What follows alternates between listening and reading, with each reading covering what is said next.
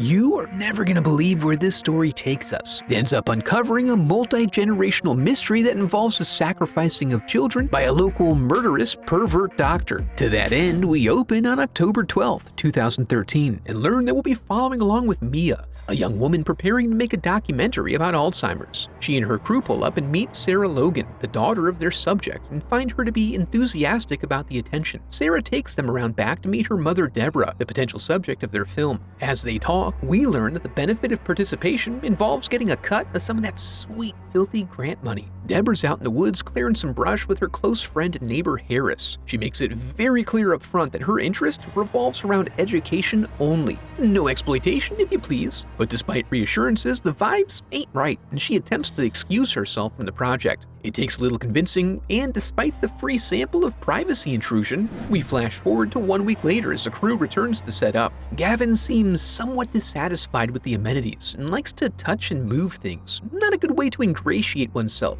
So Sarah gives him a little tip for keeping the wheels greased. Thank you for your hospitality. Appreciate it. And just in case we forgot, Remember? Well, that must, Remember?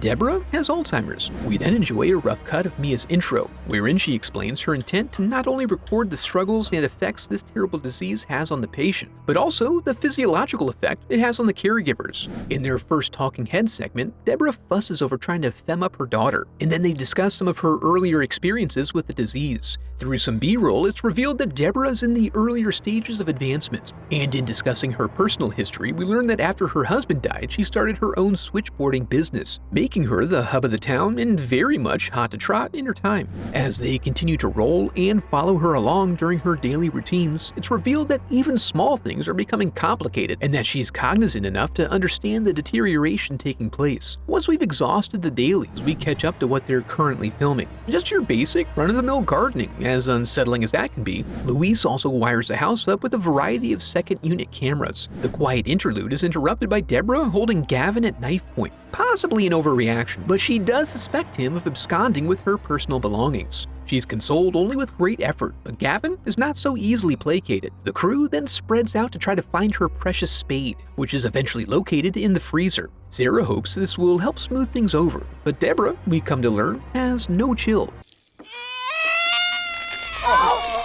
At the hospital, Dr. Nazir confirms that the disease has advanced, so she prescribes a more aggressive drug cocktail. Upon her return home, she expresses mortification regarding her behavior, and Harris demonstrates his commitment to keeping her comfortable as her condition advances. The crew not only films everything, but they also help themselves to any part of the house, even surreptitiously filming a clearly private conversation she's having with the mirror lady. Later on, as Sarah struggles to keep some of the threads of her life on track, the crew tries to provide some support. They have a late-night porch-side drinking session as she recounts some of her childhood struggles. When they head in, a strange thumping sound draws Sarah upstairs, but then Deborah's sighted floating around downstairs. It turns out that she has an ongoing concern about a man who intrudes upon her lawn, which she cares for so well. This is an ongoing hallucination that she manages in her own way. That night, the cams fail to track her as she sets to wandering, so they posse up and go searching, following the trail of bloody bedclothes. Turns out she's just doing some gardening, pursuing her passion. Inside, Mia helps her wash up and tries to relate to her, but we're given the impression that Deborah does not suffer fools lightly. They go back to try to figure out what the heck happened, and are disturbed to witness her standing in front of the oven, and then on the oven with no dropped frames. A call to Dr. Nazir the next day results in an increase of her sleeping pills, which should manage the teleportation issue. But with all these stresses, Harris pleads with them to stop the filming, but they need the money to keep the house. Once they get to day 24, we find Deborah getting fancy for another interview segment. They share the hole digging footage with her, which does not please her. In fact, it's so upsetting that, as is so often the case, she attacks without warning. With things really getting out of hand now, she goes back for a battery of new tests, starting with a spinal tap. Unfortunately, it yields no answers. Plus, she's now also dealing with a strange scaly skin infection, so they keep her there to continue testing. And she absent-mindedly sheds off patches of skin, which does piss her off. Out of ideas, Dr. Nazir recommends bringing in a specialist. Hear that, Deb? You're special. We then jump to day 41, when the crew returns to the usual noises and disturbances, and they find Deborah back up to her old tricks again, eating tchotchkes. This requires them to spend some time packing up all the mouth-sized objects they can find, and while fending off snakes. Beginning to suspect something deeper is going on here, Gavin resolves to hang a crucifix from the window as a test. but he picks the ghost room after nightfall, which is not recommended. He finds a series of window paintings that reveals what she sees when she gazes out, and despite this, he follows through. But it doesn't work if she sees you do it, and if you don't even close the window. Mia attempts to brush this off as best she can, but Gavin is inconsolable. As a result, she agrees to hazard pay in order to keep her crew. That night, the security cams again capture Deborah's distressed wanderings, which involve her shedding her evening chones along the way. The crew then wakes up to a loud ringing sound. They fumble around in the dark due to a power outage and figure out that her old switchboard has been activated. They follow a series of creaking doors in search of Deborah, always wary of a potential attack, and find her sitting nude at her switchboard, apparently communicating via a direct line with the devil. Before suffering a surge, the doctor makes a specialty house call and they eventually get her stabilized. Dr. Nazir then leaves them a stash of her lucky sedatives and recommends they try to verify who she was trying to contact. In the event jogging that memory loose may help her snap back into the real world. Meanwhile, Gavin did some modulation and pitch correction on the audio from the switchboard, and it translates as parcel tongue. Seeking some sort of balance, Sarah confers with Harris, who brushes these recent happenings off as drama created by the producers, and even offers to help raise the money they need to get her to kick them out. When they go to check Deborah's old record books, customer 337 is missing. However, Luis is able to employ a junior detective technique he learned as a kid and uncovers the imprint of the missing page, which contains the name Dr. Desjardins, an infamous local pediatrician turned child killer. Via an Ouroboros of documentaries, it's confirmed that there were 4 known victims of the killer, who seemed to be following a myth wherein killing 5 young women would grant him immortality. The reason for his failure and subsequent disappearance remain unknown, because at his house, all they found was snakes. Now armed with knowledge, they broach the topic with Deborah, who doesn't remember him well but knows that he's dead. They really would like to understand how she's come to know this, but she really would like to get to the bathroom to puke up her mineral-rich, geophagy-inspired meal. A truly primitive diet. At the hospital, the doctors continue to search for a rational explanation for all this, and Harris is seen being dragged off by police as he is unusually committed to the service of his neighbor. Further research confirms that Harris had been questioned in the killer's disappearance, causing them to wonder if he took vengeance on the sick freak, and Deborah has possibly been helping him cover it up. Not one to help his own case, Harris then shows up at the house drunk and fires off his shotgun into various objects, as one does. Sheriff Tweed arrives to help clean up this mess and says hello to her old schoolmate. The next day, we lose Gavin. The young lad simply cannot take the strain and decides to give up his hazard pay just to return to a spook-free life.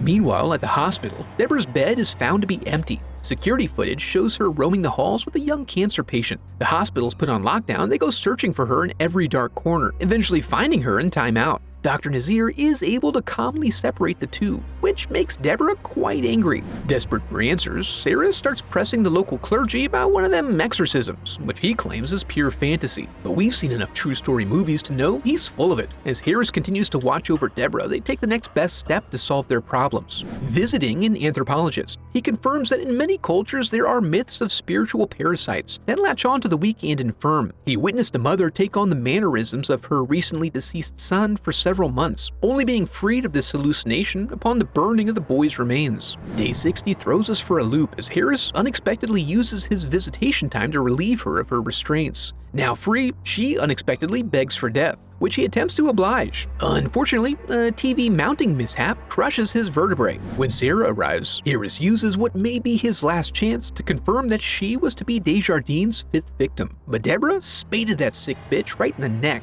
Then they buried him in the backyard, and it is Harris who has been covering for Deborah all these years. They rush back to the spot he identified and begin digging, but they don't find anything. Then, just like in the movies, they take one last stab at it and hit something. Rather than remains, they find evidence that Deborah located the body first. They rush back to search for the remains in the hope that they can free her from his grasp. Some fresh soiling of the ceiling betrays the hiding spot, and Luis is the first to enter the stinky attic riddled with goo. Buried in the insulation, they find a smelly sack that indeed contains human remains. Assuming it to be Desjardins, they bring it downstairs hoping the burlap will be a nice accelerant to the burning. But after fighting past the snakes, and despite dousing it with lighter fluid, it doesn't burn much, but it does explode, driving them from the residence. However, when Sarah gets a call that her mom is missing again, she knows it's not over yet. They arrive at the hospital to learn a guard is being treated for snake venom, and that the young cancer patient has, once again, been mesmerized. Assuming the ritual will be completed at what Harris identified as the murder spot, they beeline to the mill with police and plenty of sedatives. They take the old fire trail up a ways and come across the evening hikers after they stop to take a breather. Sheriff Tweed tries to politely get her cuffed up real slow and nice-like, but Deborah starts spitting. Luis takes the injured officer down the mountain, leaving Mia to man the camera as they head toward the mill. There are confirmed bloody footprints leading in, so the sheriff proceeds slowly. They wait outside until a shot rings out, at which point they run in to find her, and they do find her, bloody and crawling with snakes. They pursue the sound of screaming into the tunnel system and are eventually forced to crawl through a snake hole to reach their final destination. Mia switches to night mode after they finish scheming on Deborah, and they sneak up slowly to stick her with the sedative, but she turns on them too fast for this to work, so Sarah pulls out her strap. Thinking there's surely no way this would fail, they come upon their quarry hiding behind a rock and quietly sneak around to the other side, only to find she's masticating the child's entire head. Sarah separates them with a distraction shot and then appeals to her mother's non-serpentine side, begging her to fight Desjardins' influence. She manages to do it just enough to allow them to sedate her. Once everyone's feeling a bit more chill, they leverage these hallowed grounds to get a real fire going this time. The flames swell until they bust, and in the aftermath, Sarah is reunited with her mother. When all is said and done, Deborah suffers a rapid deterioration that at least keeps her out of jail, while young Kara's now in full remission. As part of a public interest piece, she reveals that now that she's all better, she's got big future plans. And her wry grin lets us know the plans likely involve snakes. If you think you can handle more, be sure to check out this video next. Now that we're here, I want to congratulate you for making it to the end of the video and affirm that you are a very special person because of it. And if you enjoyed the video, I would love for you to become part of the channel by subscribing. Thanks for watching.